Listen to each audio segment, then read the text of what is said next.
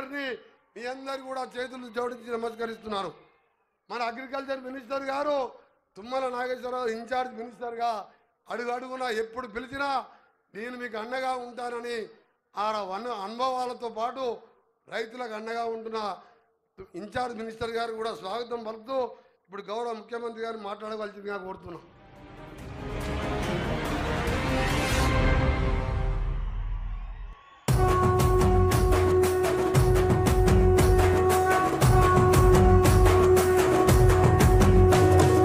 మూడు రంగుల జెండా బట్టి సింగమోలే కదిలినాడు ఒక్కరో కాంగ్రెస్ సూర్యుడు మన రేవంత్ అన్న నిగ్గదీసి అడిగే మునగాడు వీడు భూమిన వానైతాడు బీద సాదల ధైర్యం వీడు దొంగ దొరల భరతం పడతాడు మన రేవంత్ అన్న పేద ఇంటికి. మిత్రులారా, సరిగ్గా సంవత్సరం క్రితం డిసెంబర్ 7, 2023 నాడు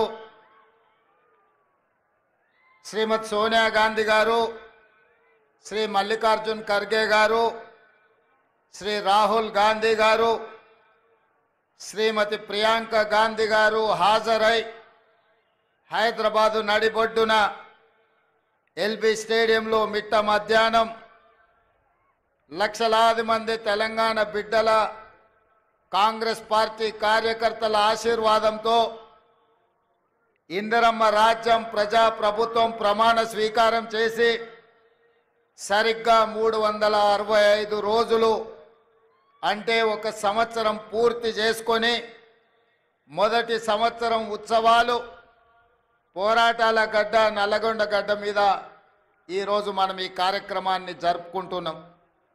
మిత్రులారా, జూన్ 2, 2014కు ఎంత ప్రాధాన్యత ఉందో డిసెంబర్ 7, 2023 కావచ్చు, డిసెంబర్ 7, 2024 కావచ్చు, అంతే ప్రాధాన్యత ఉంది. ఎందుకంటే ఉమ్మడి రాష్ట్రంలో సమైక్య పాలనలో ఆనాడు తెలంగాణ వివక్షకు లోనై ముఖ్యంగా నల్గొండ జిల్లాలో సాగునీటి ప్రాజెక్టులు ఫ్లోరైడ్ మహమ్మారిని తరమాలని ఉమ్మడి రాష్ట్రంలో ఎంత ప్రయత్నం చేసినా ఆనాడు సంపూర్ణమైన సహకారం అందలేదు. కానీ తెలంగాణ ఉద్యమానికి నాయకత్వం వహించడంలో నల్లగొండ గడ్డ ముందు బాగాన నిలబడ్డది. తొలి దశ తెలంగాణ ఉద్యమంలో ఆనాడు కొండా లక్ష్మణ్ బాపూజీ తన మంత్రి పదవికి త్యాగం చేసి మళ్ళీ తెలంగాణ రాష్ట్రం వచ్చే వరకు ఏ పదవిని నేను చేపట్టను అని పదవి త్యాగం చేసిన మహానుభావుడు ఆనాడు ఈ జిల్లా భువనగిరి ప్రాంతానికే ప్రాతినిధ్యం వహించిండు.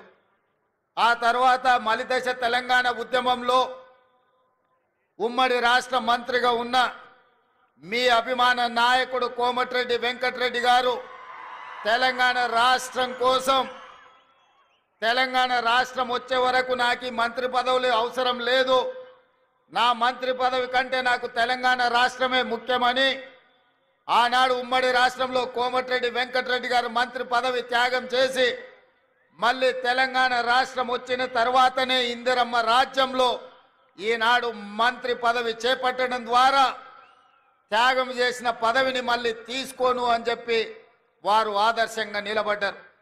వీరే కాదు, మలిదశ తెలంగాణ ఉద్యమంలో ఆత్మ బలిదానం చేసుకున్న అమరవీరుడు శ్రీకాంతాచారి ఈ ప్రాంతానికి చెందిన వాడే. ఈ నల్గొండ జిల్లా తెలంగాణ ఉద్యమంలో తొలి దశ మలిదశ తెలంగాణ ఉద్యమంలో ఈ నల్గొండ ప్రాంతం పోషించిన పాత్ర ఎవరు మర్చిపోలేనిది. అదే కాదు, ఎప్పుడు ఈ గడ్డ మీద కాలు పెట్టినా నల్గొండ గాలి పీల్చుకుంటే ఆనాటి సాయుధ రైతాంగ పోరాటమే గుర్తుకొస్తుంది. ఆనాడు నిజాంలకు వ్యతిరేకంగా రజాకర్ల అరాచకాలకు అడ్డంగా నిలబడి భూమి కోసం, భుక్తి కోసం, విముక్తి కోసం ఈ నల్గొండ గడ్డ మీద ఆడబిడ్డలు నడుం బిగించి ఒడిసేలలో రాళ్లు పెట్టి ఒడివడిగా కొడుతూ నిజాంలను దిగంతాలకు తరిమి కొట్టిన సాయుధ రైతాంగ పోరాటానికి నాయకత్వం వహించిన ఈ నల్లగొండ గడ్డ గాలి పీల్చుకుంటేనే ఆ ఉద్యమ స్ఫూర్తి వస్తుంది. అదే కాదు, అన్యాయం ఎదురైతే వీరోచితంగా పోరాటం చేసిన మల్లు స్వరాజ్యం, భీమిరెడ్డి నరసింహారెడ్డి, రావి నారాయణ రెడ్డి, ధర్మ భిక్షం లాంటి నాయకులు ఈ నల్లగొండ గడ్డ మీద నుంచే ప్రాతినిధ్యం వహించి సాయుధ రైతాంగ పోరాటం నుంచి ఎర్రజెండా పోరాటం వరకు ఈ నల్లగొండ గడ్డ ముందు బాగాన నిలబడి పోరాటం చేసింది. తెలంగాణ ఉద్యమంలో తెలంగాణ రాష్ట్రం వస్తే తప్పకుండా నల్లగొండ సమస్యలు పరిష్కారం అవుతాయి.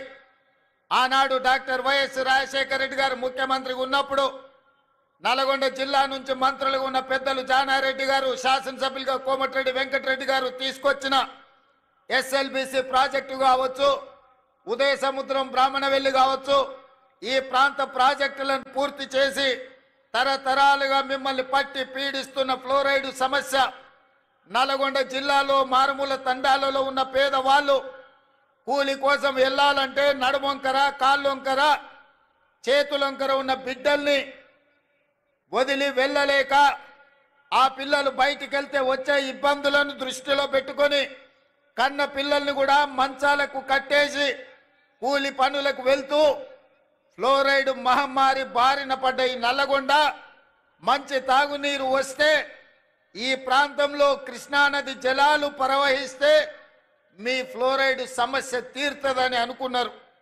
ఆ ఫ్లోరైడ్ సమస్యను తీర్చడానికి 44 కిలోమీటర్ల టన్నెల్ నిజంగానే కోమటిరెడ్డి వెంకటరెడ్డి గారు చెప్పినట్టు ఉత్తమ్ కుమార్ రెడ్డి గారి నాయకత్వంలో ఒకవేళ ఆనాడే తెలంగాణ రాష్ట్రంలో చంద్రశేఖరరావు గారు 10 సంవత్సరాలు ఎస్ఎల్బిసి టన్నెల్ 44 కిలోమీటర్లు, ప్రపంచంలోనే ఇంత పొడవైన టన్నెల్ ఎక్కడా లేదు.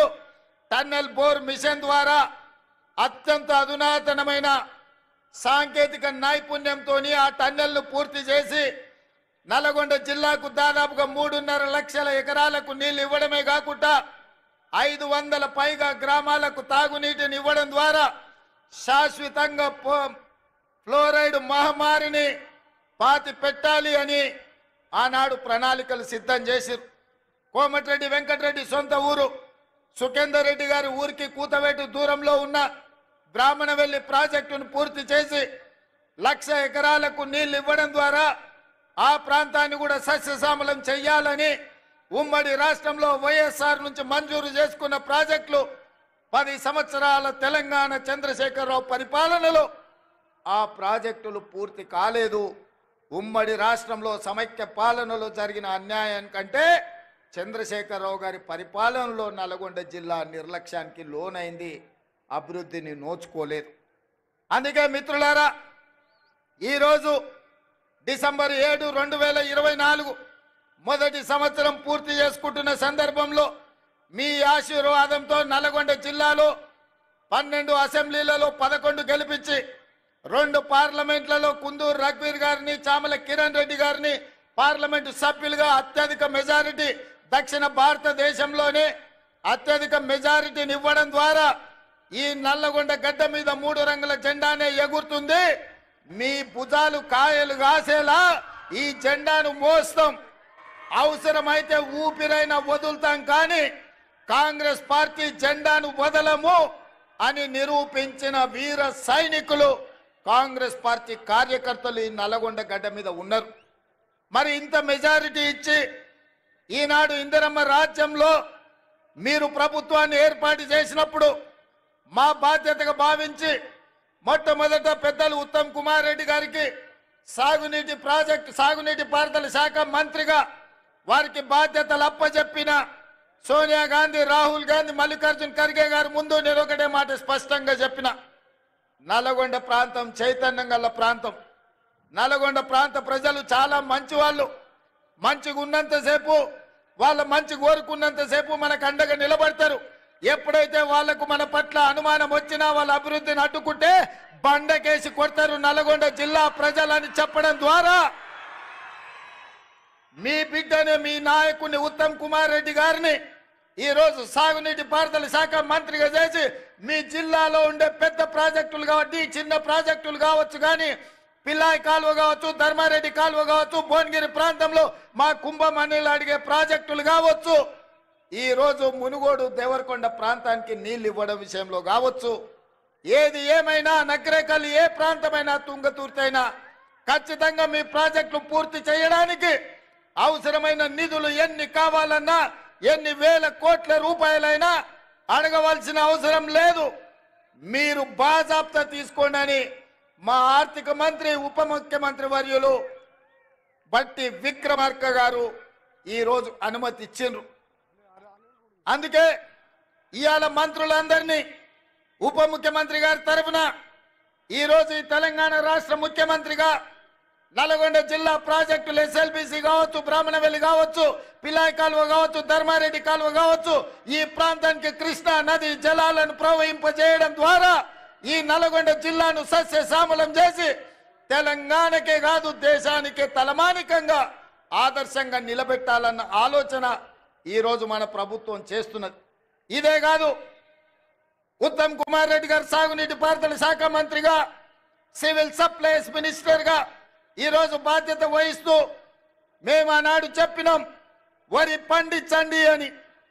గత ప్రభుత్వం చంద్రశేఖరరావు గారు అన్నారు, వరి వేసుకుంటే మీరు ఉరి వేసుకున్నట్టే, వరి కొనుగోలు కేంద్రాలు మేము తెరవము, వరి కొనము మేము, మీరేసుకుంటే మీ కర్మ అని ఆనాటి ప్రభుత్వం చంద్రశేఖరరావు గారు అన్నారు.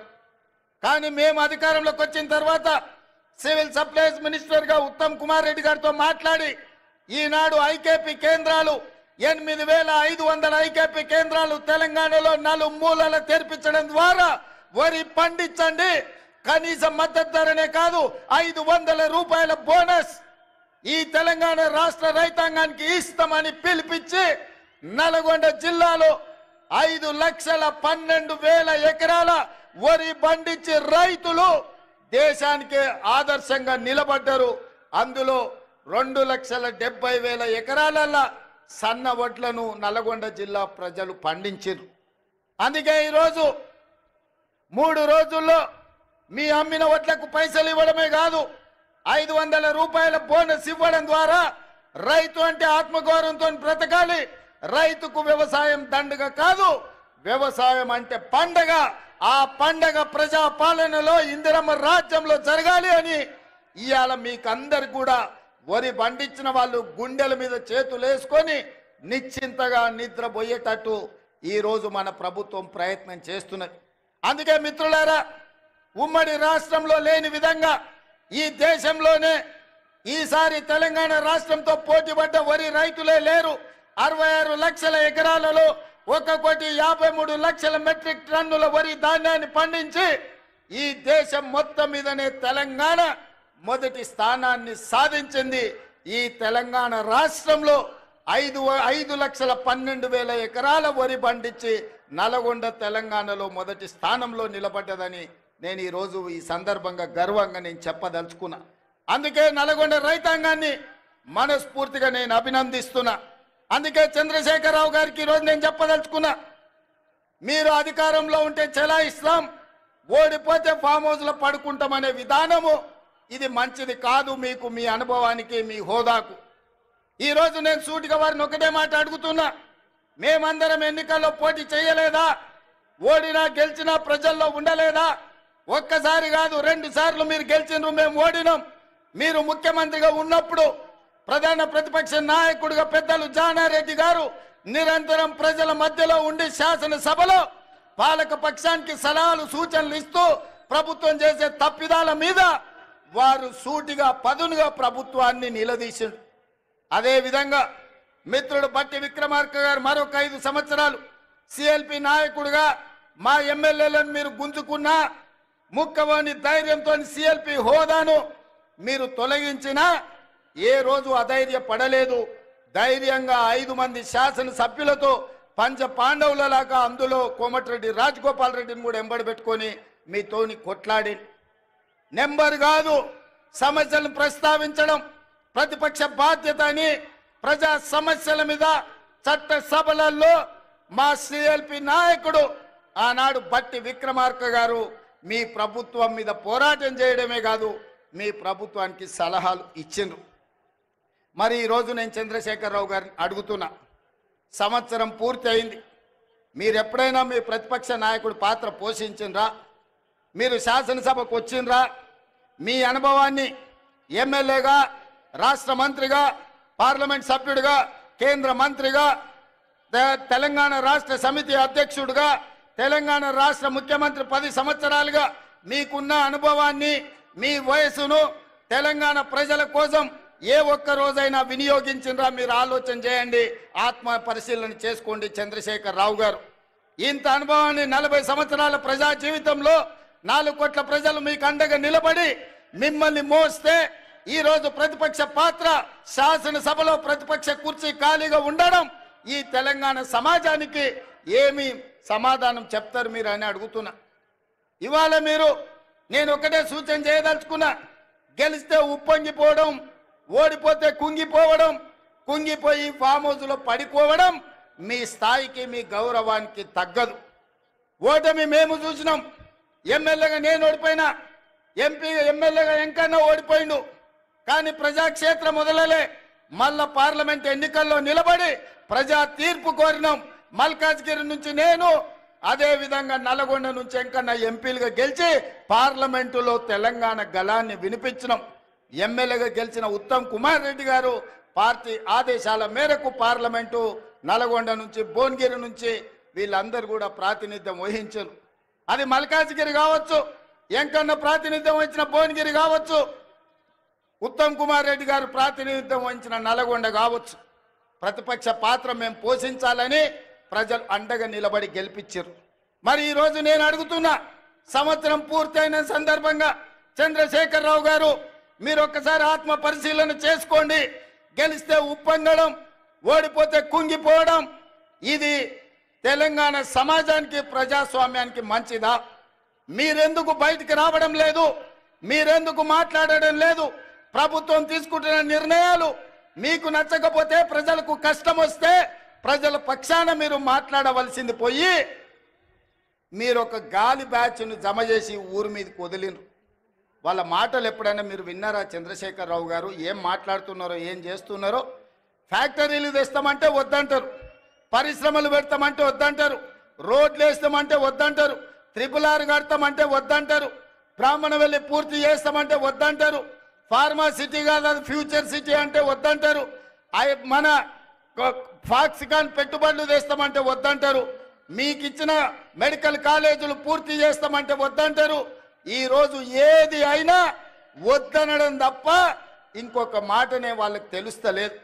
నేను అడుగుతున్నా, ఏది వద్దన్నప్పుడు, భూసేకరణ చేయొద్దన్నప్పుడు, పెట్టుబడులు రావద్దన్నప్పుడు, కాలేజీలు తెరవద్దన్నప్పుడు, ఉద్యోగాలు ఇవ్వద్దన్నప్పుడు, గ్రూప్ 4 పరీక్షలు పెట్టొద్దన్నప్పుడు, గ్రూప్ 1 పరీక్షలు పెట్టొద్దన్నప్పుడు, డిఎస్సి నోటిఫికేషన్ రద్దు చేయమంటే ఏ విధంగా తెలంగాణ రాష్ట్రం ముందుకు వెళ్తుందో తెలంగాణ సమాజం ఆలోచన చేయాలి. ఇయ్యాల పరీక్షలు పెట్టొద్దు, పిల్లలకు ఉద్యోగాలు ఇవ్వద్దు అంటే ఇది తెలంగాణకి క్షేమమా?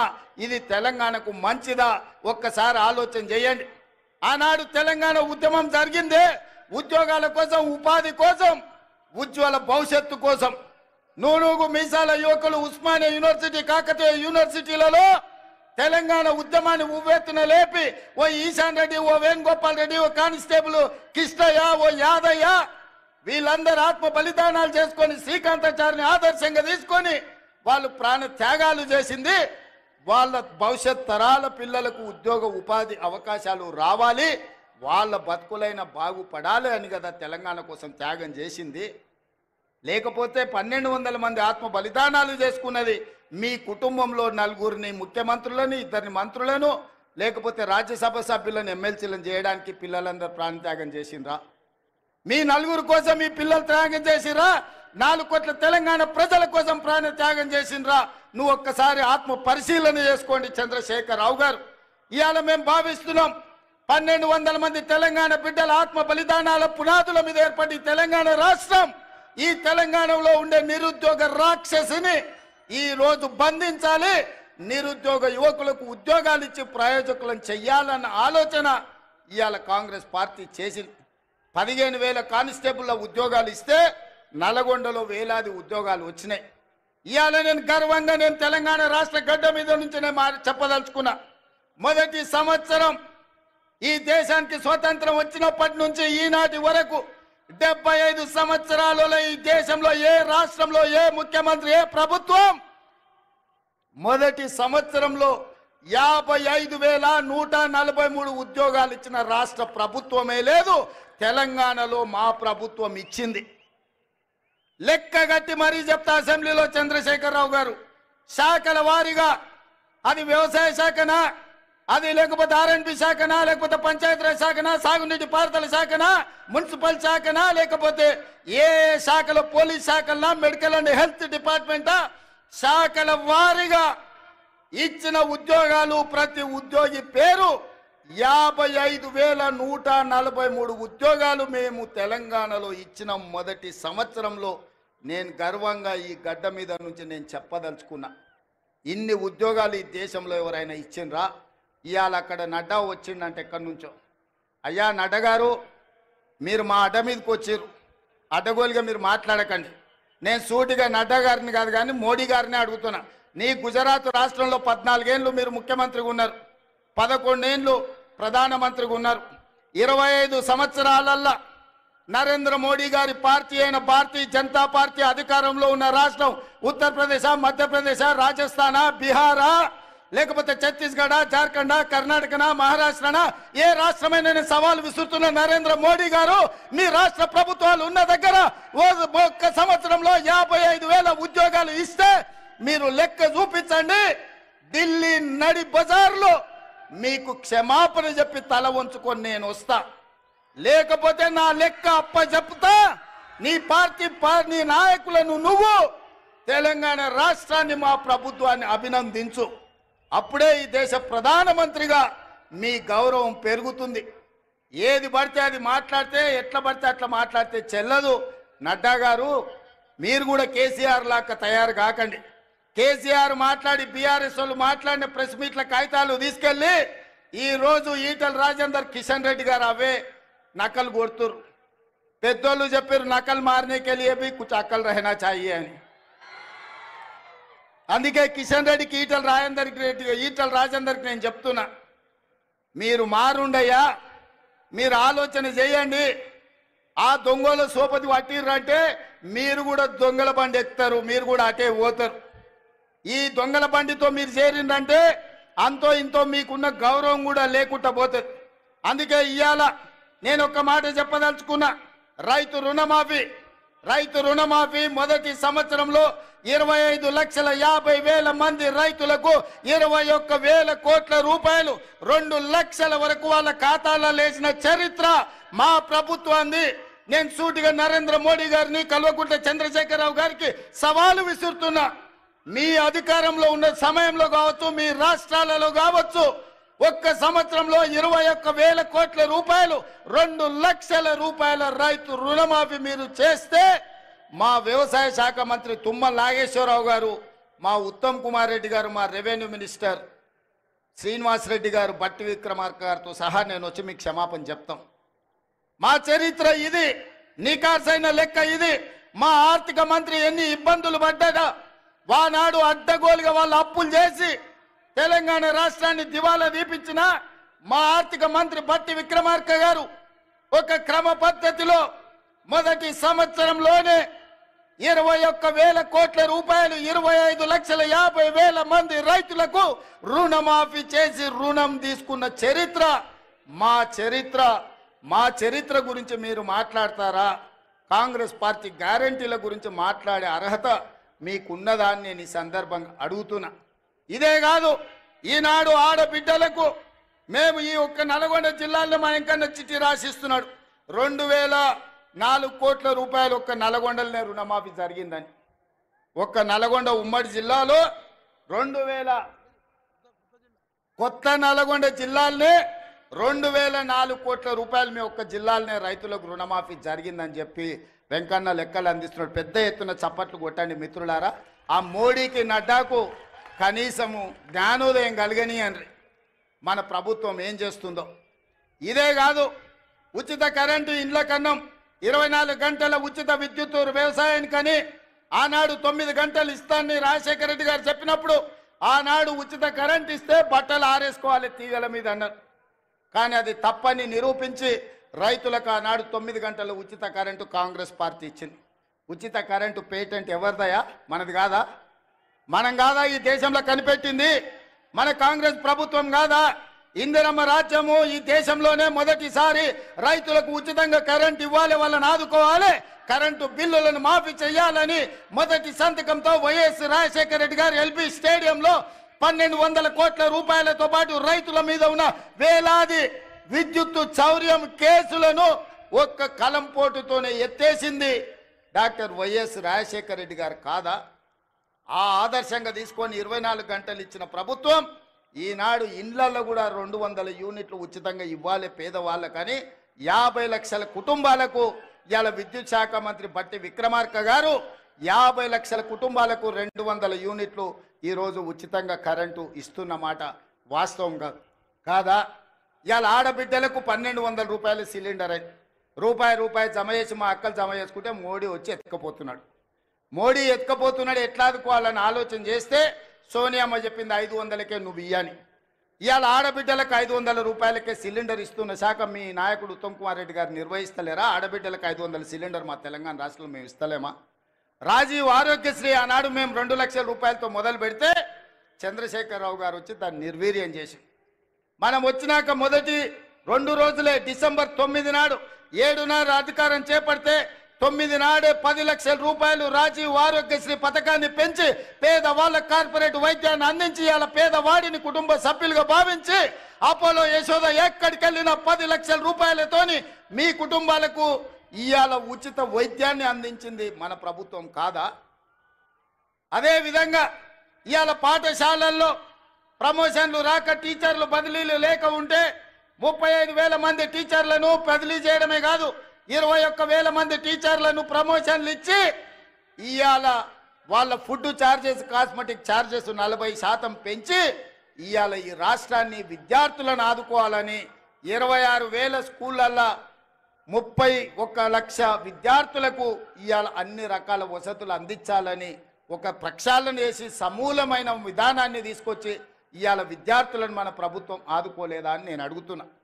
ఇవాళ ఇవన్నీ విద్యార్థులే కాదు, ఈరోజు హోంగార్డ్స్ కానీ పోలీసులు కానీ వాళ్ళ సమస్యలను పరిష్కరించి ఆత్మగౌరవంతో బ్రతికే విధంగా పోలీసులకు స్వేచ్ఛనిచ్చింది మన ప్రభుత్వం కాదా?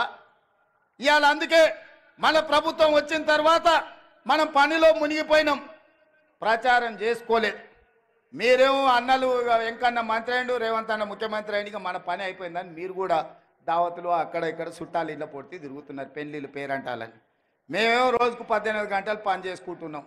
అవతలోడు పెళ్లి పని మీద ఉన్నాడంట, అటు ఇటు దావతుల మీద తిరిగేటోడు దావతుల మీద తిరిగిన వాళ్ళు ఇవాళ సోషల్ మీడియాలో అడ్డగోలుగా ఏది పడితే అది ప్రచారం చేస్తారు. వాటిని తిప్పి కొట్టక మనం వెనుకబడ్డట్టు అనిపించింది. అందుకే ఇవాళ కార్యకర్తలు నేను అడుగుతున్నా, ఈ తెచ్చిన ప్రభుత్వాన్ని నిలబెట్టుకున్న బాధ్యత మనం చేస్తున్న పనులు చెయ్యని మనం చెప్పం. కేసీఆర్లకు దళితుని ముఖ్యమంత్రి చేస్తామనో దళితులకు 3 ఎకరాల భూమి ఇస్తామనో ఇట్లాంటి హామీలు మనం ఇయ్యం. ఇవాళ మనం చెప్పిన ప్రతి పని మనం చేస్తున్నాం. ఇవాళ కేవలం రైతులకు వ్యవసాయానికి ఈ మొదటి సంవత్సరంలో 55,000 కోట్ల రూపాయలు ఈరోజు రైతులకు ఇచ్చినాం. కేసీఆర్ తెచ్చిన అప్పుకు ఆనాడు తెలంగాణ రాష్ట్రం ఏర్పడ్డ నాడు కాంగ్రెస్ పార్టీ ఒక క్రమ పద్ధతిలో నిధులను మిగులు ఇచ్చి 16,000 కోట్ల రూపాయల మిగులు రాష్ట్రంగా చంద్రశేఖరరావుకు అప్పచెప్తే 10 ఏళ్ల మిగులు రాష్ట్రాన్ని దివాలా దీపించి 7 లక్షల కోట్ల రూపాయలతో మనకు ఇవాళ అప్పచెప్పింది. మనం ఇచ్చిన 16,000 కోట్ల మిగులు బడ్జెట్ ఎక్కడ? చంద్రశేఖరరావు గారు 7 లక్షల కోట్ల రూపాయల అప్పులతో అప్పుల ఊబిలో కూరుకుపోయిన తెలంగాణ రాష్ట్రాన్ని మనకిస్తే అక్కడి నుంచి ప్రయాణం మొదలుపెట్టి ఇవాళ చంద్రశేఖరరావు గారు చేసిన అప్పులకు ప్రతి నెల బట్టి విక్రమార్క గారు అసలు మిత్తి కలిపి ప్రతి నెల 6,500 కోట్లు కడుతుండు. ఈ మొదటి సంవత్సరం ఇప్పటికే 65,000 కోట్ల రూపాయలు చంద్రశేఖరరావు గారు అప్పులు చేసిన దానికి ఆయన తెచ్చిన అప్పులకు అసలు మిత్తి కలిపి 65,000 కోట్లు కట్టారు.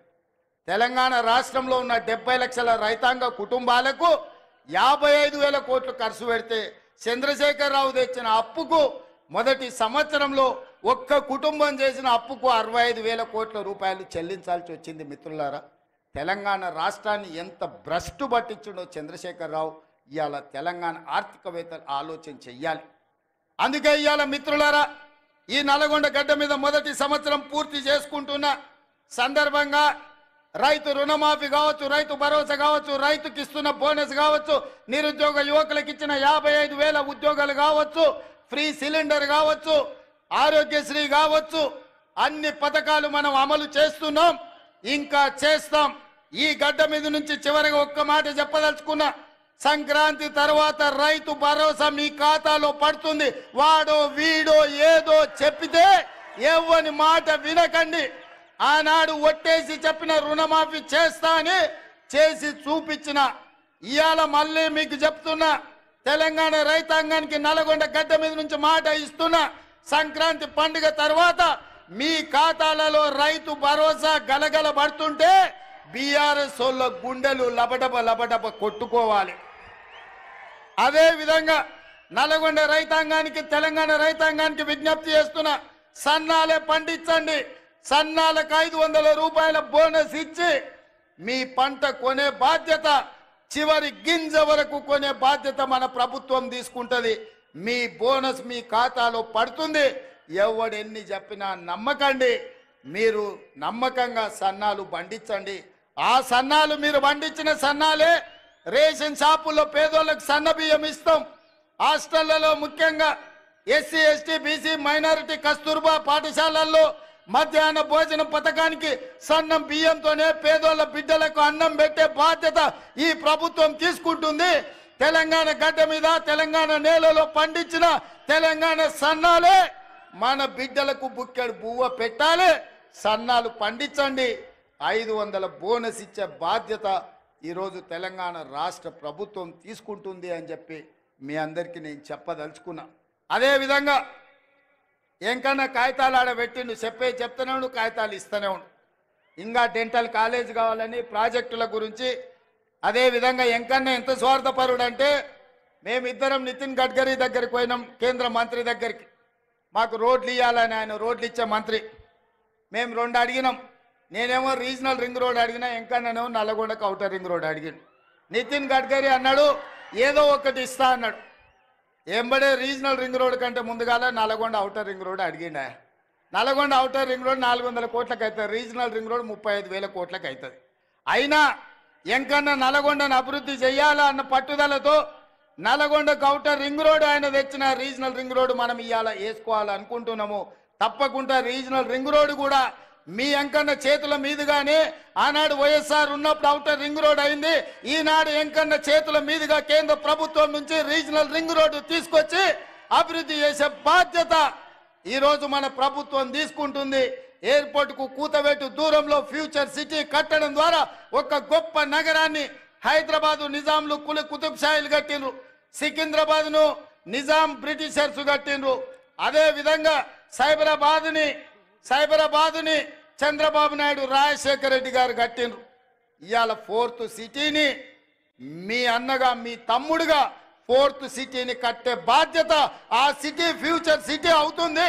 50,000 ఎకరాల కొత్త నగరాన్ని నిర్మించుకొని ప్రపంచంలో ఉండే పెట్టుబడులను అక్కడికి తీసుకొచ్చి మన నిరుద్యోగ యువకులకు, ఇంజనీర్లకు, లాయర్లకు, డాక్టర్లకు ఉద్యోగ ఉపాధి అవకాశాలు కల్పించే బాధ్యత ఈరోజు మన ప్రభుత్వం తీసుకుంటుంది. కొత్త నగరాన్ని నిర్మించుకోవడానికి ఎంకన్నా పక్క నుంచి మా మూసీ కథ ఏంది అంటున్నాడు, కాగితం మీద రాసిచ్చి నకలు చిట్టిస్తే ఏందో అనుకున్నా. ఇవాళ మీ కష్టాలు చూసే ఫ్లోరైడ్ ఒక పక్కన మీ ప్రాణాలు తింటుంటే, మీ బొక్కల్ని నలుచుకొని తింటుంటే అదేవిధంగా మూసీ మీకు కాలుష్యం అయిపోయింది. మూసీ ప్రాజెక్టు నేను చేసి మీకు కృష్ణా గోదావరి జలాలతో పాటు మూసీ ఈసా నది నుంచి నీళ్లు తేవాలే, మీ పంటలు పండాలే, కాలుష్యం పోవాలి, చచ్చిన శవాలు పశువుల కలేబరాలు కొట్టుకొస్తున్న మూసీని ప్రక్షాళన చెయ్యాలని ఇవాళ నేను ముందుకు వస్తే బీఆర్ఎస్ వాళ్ళు కట్టొద్దంటారు. నల్గొండ ఆలోచన చెయ్యాలి. ఈయన్నే పక్కనే ఒక ఆయనకు ఒకటి ఇచ్చి ఏకలింగానికి, ఆ ఏకలింగాన్ని మీరు పోయి అడుగురు, సూర్యాపేటకు పోయి మూసీ కట్టాలా వద్దా, మూసి వద్దంటే తీసుకొని పోయి అందులోనే ముంచండి ఏకలింగాన్ని. ఎందుకంటే తప్పిపోయిండు అట్లనో ఇట్లనో ఎట్లనో. ఇవాళ ఈ మూసి ప్రాజెక్టు కట్టకపోతే నల్గొండలు ఎవరు బ్రతకలేని పరిస్థితి. వరల్డ్ హెల్త్ ఆర్గనైజేషన్ చెప్పింది మనుషులు జీవించలేని పరిస్థితులు నల్గొండ ప్రాంతంకు రాబోతున్నాయని. అందుకే ఇవాళ మూసి ప్రక్షాళన చేసి గోదావరి జలాలు ఉస్మాన్ సాగర్ హిమాయత్ సాగర్కు తరలించి అక్కడి నుంచి మూసిలో గోదావరి జలాలను ప్రవహింపజేసి మీ మూసి ప్రాజెక్టు నేరేడ్చర్ల వరకు ఈరోజు మూసి ప్రాజెక్టును కట్టడం ద్వారా ఈ నల్గొండను అభివృద్ధి పదం వైపు నడిపించి కాలుష్యం లేని కలుషితం లేని నీరును మీ ప్రాంతానికి ఇవ్వడం ద్వారా ఇండస్ట్రియల్ పొల్యూషన్ నుంచి మిమ్మల్ని కాపాడడం ద్వారా మూసి కట్టి తీరుతాం. మూసి కట్టే బాధ్యత నాది, నల్లగొండకు విముక్తి కలిగించే బాధ్యత నాది.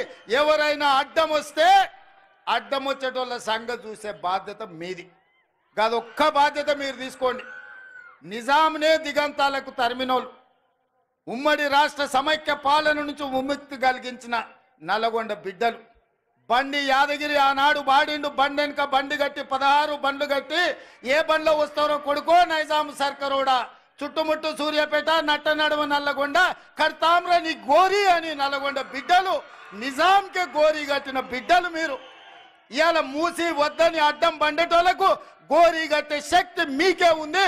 మీరు అనుకుంటే ఎల్బీ నగర్, మహేశ్వరం, ఇబ్రాహీంపట్నం, ఉప్పల్ నియోజకవర్గాలు నల్గొండ బిడ్డలు దలుచుకుంటే బీఆర్ఎస్ వాళ్ళ డిపాజిట్లు గల్లంత అవుతాయి. మీరు కంకణం కట్టుకోండి. నల్గొండ ప్రజలారా ఆలోచన చెయ్యండి. మూసి కట్టాలన్నా వద్దా? మూసి వద్దంటే ఆ మూర్ఖులు మిమ్మల్ని నిండా ముంచుతారు. మూసి కట్టాలంటే వద్దన్నోళ్ళను మూసిలో ముంచండి అని మీ అందరికీ తెలియజేస్తూ, మూసి కట్టే బాధ్యత నేను తీసుకుంటే ఎంత ఖర్చన్నా కానీ ఎన్ని కష్టాలన్నా రాని సోషల్ మీడియాలో ఎన్నైనా తిట్లు తిట్టని ఎట్లా తిడుతురో మీరు చూసిరు కదా. ఏడైనా ఏదైనా కట్టాలంటే ఎవరో ఒకరు కోల్పోవాలి. కోల్పోయే వాళ్ళకి ఎవరైనా ఇష్టపడి మూసీలో బతుకుతారా? మూసీలో ఎన్ని దోమలు ఉన్నాయో మీకు తెలియదా? నల్గొండలో సిరీస్ ఫ్యాక్టరీ కలుషిత ఎట్లుండేనో మీకు తెలియదా? బోర్ వేస్తే నీళ్లు పచ్చగొచ్చి అన్నం వండుకుంటే సారే పెట్టుకున్నట్టు పసుపు బియ్యంతో అన్నం తిన్నట్టు ఉండలేదా? అట్లాంటి పరిస్థితి నుంచి ఇవాళ ప్రక్షాళన చెయ్యాలి అని అంటే వద్దే వద్దు అని ఇవాళ బీఆర్ఎస్ వాళ్ళు అంటారు. నేను చంద్రశేఖరరావు గారిని అడగదలుచుకున్నా. మీ పిల్లలంటే గాలి పోరలు గాలికి తిరుగుతారు, గాలి మాటలు మాట్లాడతారు. అనుభవం గల మీరు చెప్పండి, మూసి కట్టాలన్నా వద్దా? వద్దంటే మా నల్గొండ బిడ్డలు మిమ్మల్ని బొంద పెడతారు. ఉన్న ఏకలింగం కూడా మొక్క కూడా మొలవదు నల్గొండ జిల్లాలని పార్టీ గుర్తుపెట్టుకో. అది ఎల్బీ నగర్ కావచ్చు, మహేశ్వరం కావచ్చు, ఉప్పల్ కావచ్చు. నీకున్న సీట్లలో డిపాజిట్ వస్తే మా నల్గొండ బిడ్డల మీద ఒట్టే. ఎందుకనంటే మా నల్గొండ వాళ్ళు అనుకుంటే మా పాలమూరు వాళ్ళు తోడైతే ఈడ ఎవరికన్నా డిపాజిట్ వస్తుందా? మీరు ఒక్కసారి ఆలోచన చేయండి. అందుకే ఇవాళ మూసి ప్రాజెక్టును పూర్తి చేసే బాధ్యత ఇవాళ మీకు ఒకే ఒక్క మాట ఇచ్చిపోతున్న నల్గొండ జిల్లాలో. మిగతా అన్ని కూడా మీ నాయకుల చేతుల్లోనే ఉంది, వాళ్ళు పని చేసుకుంటారు. ఈ వేదిక మీద నుంచి నల్గొండ జిల్లాలకు నేను ఇస్తున్న ఒకే ఒక్క మాట, మూసి ప్రక్షాళన చేస్తాం, మూసిని పునరుజ్జీవింపజేస్తాం. మూసిలో కొట్టుకొచ్చే మనుషుల శవాలు, పశువుల కలేబరాల నుంచి విముక్తి కలిగించి మీ వ్యవసాయానికి ఉపయోగపడే, మీరు తాగడానికి పనికొచ్చే నీళ్లను గోదావరి నుంచి తరలించి నల్గొండ కృష్ణానదిలో కలిసే వరకు మూసి, ఈసా, గోదావరి జలాలను మీకు ఇచ్చే బాధ్యత నేను తీసుకుంటూ మీ అందరి దగ్గర సెలవు తీసుకుంటున్న మిత్రులారా.